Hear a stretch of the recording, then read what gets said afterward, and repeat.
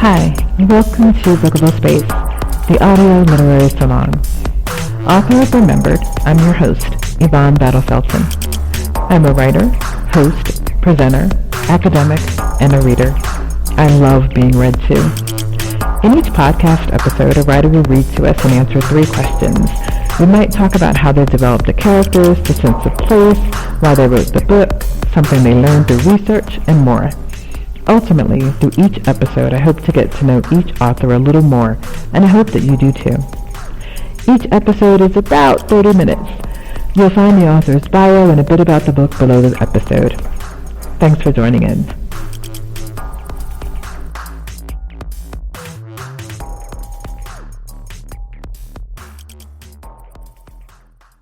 So thanks so much for joining us for this episode of Bookable Space. Today's guest is Trudy Krisher. Trudy will be reading to us from and talking about her book, On the March, a novel of the Women's March on Washington. Trudy, thank you so much for joining us. Oh, I'm so happy to be here, Yvonne. I think this is exciting. I'm delighted to help you and help out your listeners and talk a little bit about On the March. Oh, wonderful. So can you tell us a little bit about the book, please? Well, I think I should start with how I got inspired to write it. I had never gone to any kind of protest of anything in my entire life until 2017. I had worked very hard doing some leadership on the Hillary Clinton campaign when she was running for president. And of course, she lost. And I was disappointed because I'm an older woman. I was 70 years old when the election took place. And I had always hoped that I would see a woman president before I left this world. And I was disappointed, really disappointed, because she was very qualified. So at any rate, when my pastor organized a bus at my church, I thought, why not? I'll get on that bus and I'll go to Washington and I'll protest in my own way. So here I am. I was 70 years old. I put on my sturdiest sneakers. I tried to work out to make sure I would be, in shape for all of this. But it was a very transformative experience for me.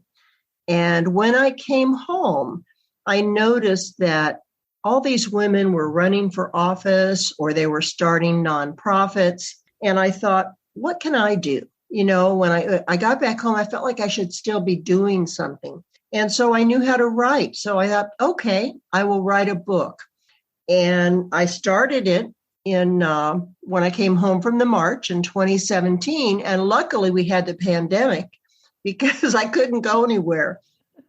And it allowed me to finish the book. And I finished it right in time for the 5th anniversary of the 2017 Women's March, and that was this year. So that was my little contribution post-March, and I'm really happy about the book. So thanks. Oh, that's wonderful. Can we hear from the book, please?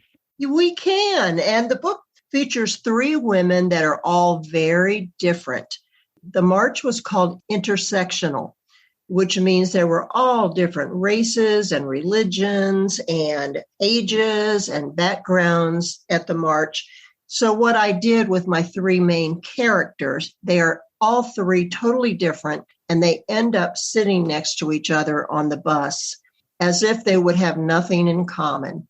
And by the end of the story, they are best friends. So the first section I'm going to read is about an older woman. Her name is Henrietta, and she's one of the writers on the bus. And I'll read you a little bit about Henrietta. Okay? Okay.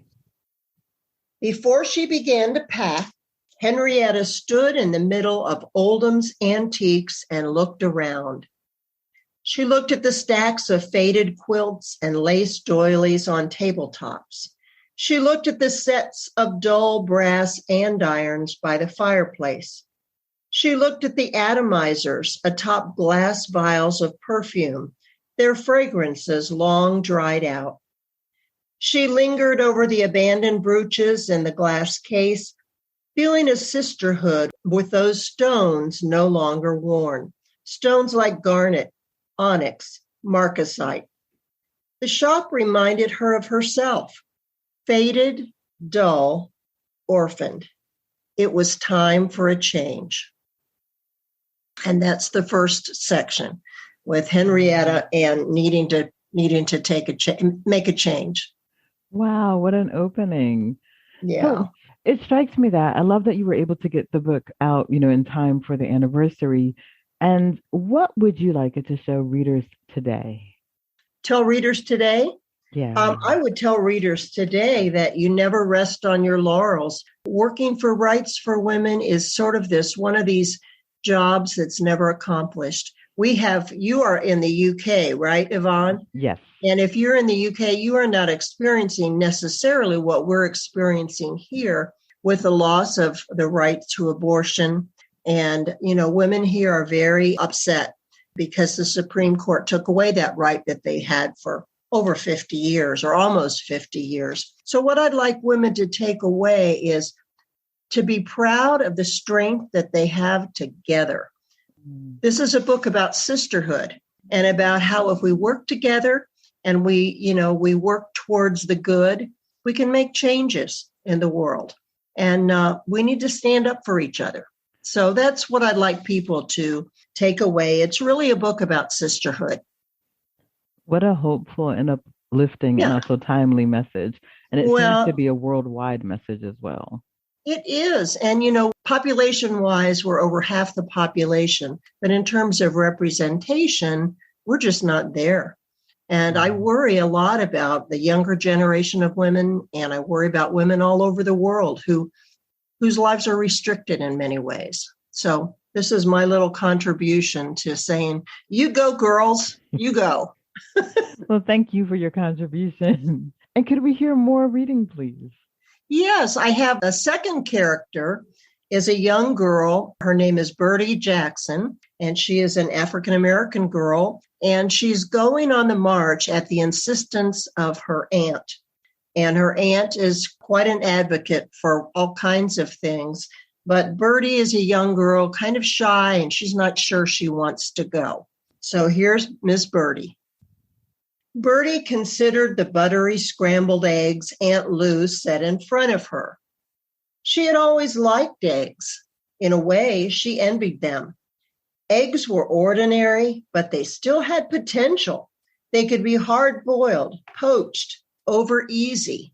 Eggs had possibilities. Unlike me, she thought, poking at her plate. Do eggs have a secret life, she wondered? Do they dream about what they one day may become? Part of a fluffy omelet, blueberry pancakes, something for a special occasion like a wedding or a birthday cake? Eat, Birdie, said Aunt Lou. Birdie was too anxious to eat. Soon she and her aunt would be leaving for the Women's March in Washington, D.C., the first and only unusual thing Birdie Jackson had ever done.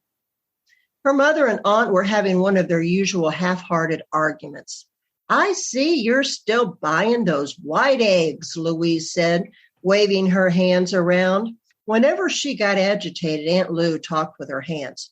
Eggs is eggs, Mama said. She was gulping her breakfast. She was late to work. Brown, white, all the same inside. What I eat for breakfast ain't a political statement, sister. Aunt Lou shook her head and poured Mama a cup of coffee. Birdie knew what Aunt Lou thought. To her, everything was a political statement. The hairstyle you wore, the cracked sidewalks you walked over, the color of Band-Aids at the Walgreens. Aunt Lou had a desk in her little house she called her protest desk. It was not a desk exactly, more like a utility table. It took up her whole dining room. When the family came for meals, there wasn't room to eat in the dining room, so they ate off her wobbly aluminum tray tables with pictures of African-American heroes on them. And that's sort of the end of that, just a little section I read. So Aunt Lou is a protester, and Birdie is a shy young girl who really doesn't yet know what the world's about. How wonderful bringing them together. I'm really curious because you were there on the day, and as a writer, what was it important for you that stayed true to the spirit of the day And where were you free to reimagine and explore? Well, that's such a great question. As far as the characters go, I've gotten lots of positive comments on the book because there are lots of different characters. I have three main characters who sit by each other on the bus, but there are all kinds of characters riding the bus on the way to Washington. And in one scene, they play a kind of musical chairs where they shift seats so they get to know each other. And each time I introduce a new woman, she has kind of a different issue or a different problem. Maybe she's been discriminated against at work. Maybe there's been some sexual abuse. Maybe she has questions about her sexual identity, whatever it happens to be. So there are many little snippets where I give portraits, short portraits of the people that are riding on the bus to suggest how different they are, but how much they have in common in terms of the issues that women face. So I don't know if that answers your question, but the character part is really good, and that was mostly imaginative. But the parts that are real from being at the march is I remember, it was so crowded. They called it a march, but it was more like a tiny little footsteps one after the other because we were so crowded together. It was like enormous. It was one of the biggest marches they've ever had in Washington. So it was very, very crowded. And if you wanted to get on the train to get downtown to the main stage, it was really funny because it was the day after the inauguration. So there were people that were coming off the trains still in their fancy clothes. They were Trumpers and they had on their gowns, inaugural gowns and all that kind of stuff.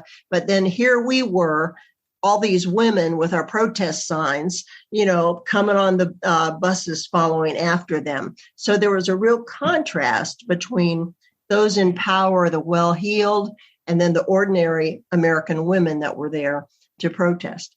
But there were people there. I mean, this is in the book. I mean, Gloria Steinem was there. Let's see. Katy Perry was there. Oh, gosh, all kinds of women. I mean, there were so many. The Indigo Girls performed. Anybody who was anybody was there on the main stage. And it was just a real wonderful spirit. The music was great. And I don't know, there was just a feeling there that I think I captured in the book of people coming together and really sharing. I mean, there was everybody from Rastafarians to vegetarians. I mean, it was just an eye-opening experience. So it was a real bonding kind of thing. So I hope that the book captures that spirit. I love that. And I also love that you made room for everyone to be on the bus, because I think in some of the reports of it, and we hear that a lot with movements, and I think a lot with women's movements about them not being necessarily inclusive. And I love that you made room for everyone. Well, that was a real challenge when they were organizing, because most of the women that were organizers were white, and there were just a lot of controversy, and they realized that they had to totally open it up to everyone. And I think that's why it was so successful.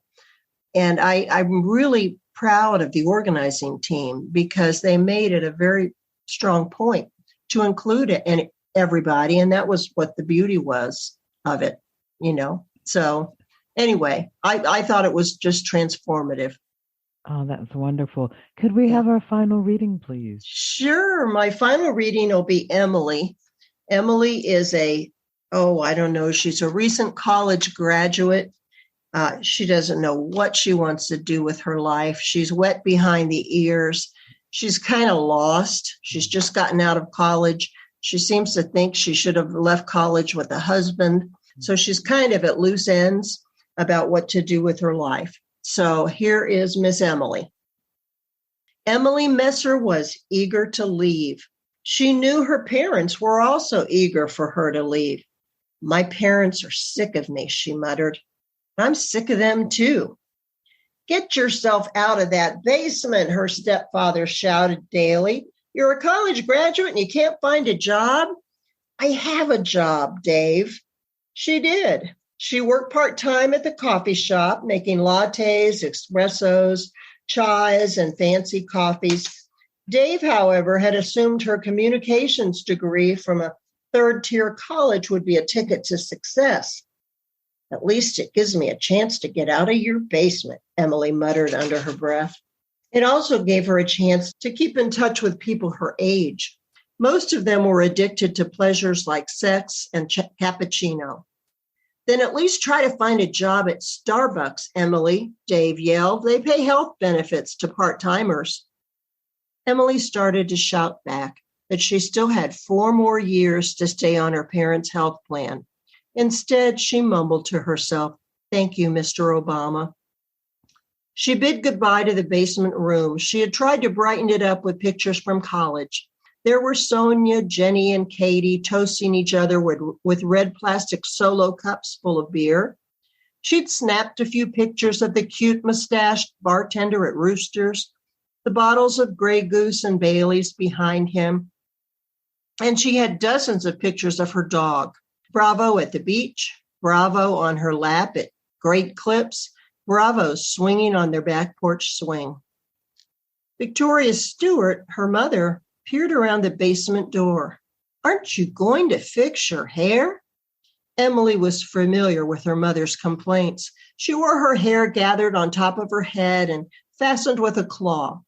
Her mother thought the way her hair fell every which way over her crown was ridiculous. "Take some pride in yourself, Em," she said, not for the first time. Another complaint was Emily's clothes. She and Jenny and Katie and Sonia had decided to dress alike for the trip. Yoga pants, Stanton College sweatshirts. "Aren't you going to wear a coat? It's January, Emily." Emily shrugged. Her weather app had said the temps would be around 50. "Here, Mother, see?" She stuck the weather app in her mother's face. "I don't need a coat." Emily turned away from her mother. She didn't need to face her. She knew too well the way Victoria Stewart rolled her eyes. Emily had packed only her phone, her charger, and her earbuds. All of it would fit in the pockets of her sweatshirt. Maybe that would be all she'd take if her parents split up. They'd been screaming about it for years. She wore her earbuds to bed to drown out the shouting and to escape from what it meant for her future. That's why this trip was so appealing. Sonia, Jenny, Katie, and she were thinking about getting an apartment together in Philadelphia, where Sonia was from. They were going to make plans in Washington. Maybe she could finally escape.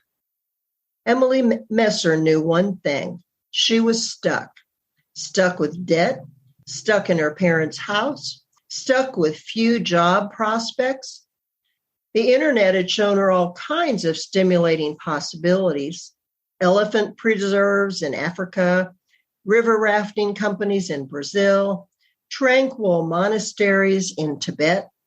And here she was, stuck in a basement in Soros, Kansas. And that's the end of hers. Oh, wow. So all 3 of those ladies end up sitting together as strangers and sort of eyeing each other, wondering what they might have in common. And by the end of the story, they realize how much they do have in common. So, oh, how beautiful. Well, I hope so. It was fun to write. It really was. Oh, yeah. That's even better. So yeah. Where can we buy On the March? You can buy it at Amazon. It's available hardback, paperback, and Kindle. So it's available as an ebook. So if you just go to Amazon, it's there. You can also go to my website. It'll take you to Amazon, though. It's www.trudykrisher.com. And so you can, click on, wander around at my website and learn about my writing and the book. So, yeah, I also have a book trailer. So if you go to the website, the book trailer is kind of fun to watch. It gives you a sense of the excitement of the march and the power of getting close to other women. Oh, I love that. The power of getting close to other women. Trudy, thank you so much for being our guest on Bookable Space. It's been such a treat. Thank you for the readings and for talking to us. Oh, I'm delighted, and good luck to you, Yvonne. I'm so proud of you for all these young women that are, business people in the world, and it's really exciting to watch all this growth and development. So Thank you. Thanks for listening to Bookable Space. If you don't already have the book and want to read more, buy it and borrow it from your local library, Read it, and if you enjoy it, review it if you haven't already. I hope you'll join us for the next episode of Bookable Space, the audio literary salon with your host, Yvonne Battle-Felton. Follow me on Twitter at ybattle-felton, on Instagram on YIWriteBattle-Felton for pictures, interview insights, and more.